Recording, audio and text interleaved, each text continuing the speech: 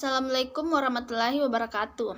Perkenalkan, nama saya Novianti, Prodi Manajemen Bisnis Syariah, kelas MBS 4A. Di sini saya akan sedikit mereview jurnal yang berjudul Dumping dalam Perspektif Hukum Dagang Internasional dan Hukum Islam, yang ditulis oleh Nita Anggraini, di mana dumping itu sendiri merupakan sistem penjualan barang di pasaran luar negeri dalam jumlah banyak dengan harga yang rendah sekali, dengan tujuan agar harga pembeli di dalam negeri tidak diturunkan, sehingga akhirnya dapat menguasai pasaran luar negeri dan dapat menguasai harga kembali. Kegiatan ekspor dan impor tidak bisa dipungkiri oleh suatu negara dalam rangka memenuhi kebutuhan rakyatnya. Juga sebagai sarana dalam pembangunan ekonomi, khususnya meningkatkan keuntungan dari aspek ekspor produk suatu negara. Di Indonesia dalam kurun waktu 1995 sampai 2008 telah dilakukan tuduhan dumping sebanyak 73 kali sejak tahun 1995 sampai 2008. Ada 5 sektor.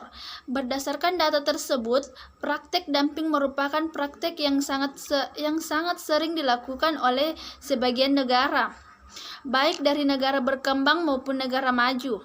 Bahkan negara Indonesia itu sendiri menduduki peringkat paling tinggi, menduduki peringkat tinggi atas dumping. Selain itu, dalam hukum perdagangan internasional, dumping juga dikenal dengan hukum Islam dengan istilah syasya al-ikraq.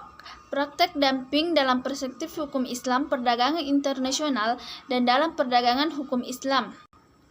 Pengertian dumping adalah praktik dagang yang dilakukan eksportir dengan menjual komoditi di pasar internasional dengan harga yang kurang dari nilai wajar atau lebih rendah dari harga barang tersebut di negerinya sendiri atau dari harga jual kepada negara lain pada umumnya.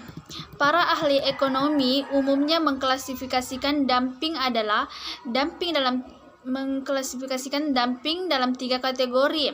Yang pertama, dumping yang bersifat sporadis.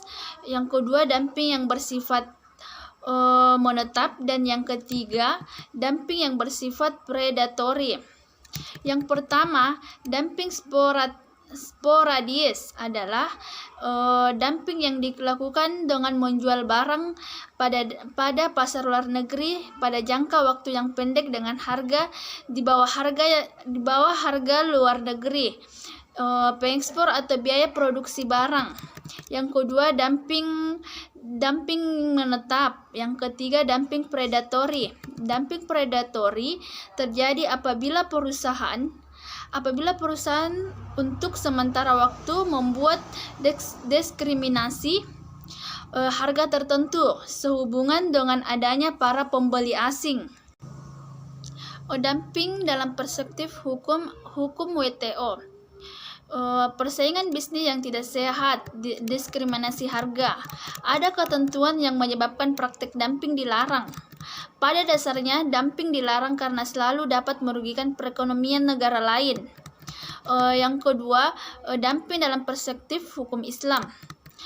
Dalam bahasa Arab, dumping tersebut yaitu menjual produk di pasar luar negeri kurang dari biaya marginalnya, dan metode ini diikuti oleh negara yang menginginkan menghilangkan persaingan untuk produk mereka. Dapat menimbulkan kemudaratan bagi masyarakat luas.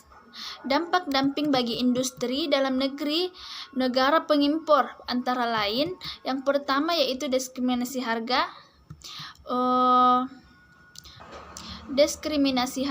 pada perdagangan internasional, cenderung mengurangi hasil produksi dari produsen pesaing lokal. Apabila hal ini tidak dikendalikan, akibatnya akan mematikan industri kecil dari negara pengimpor.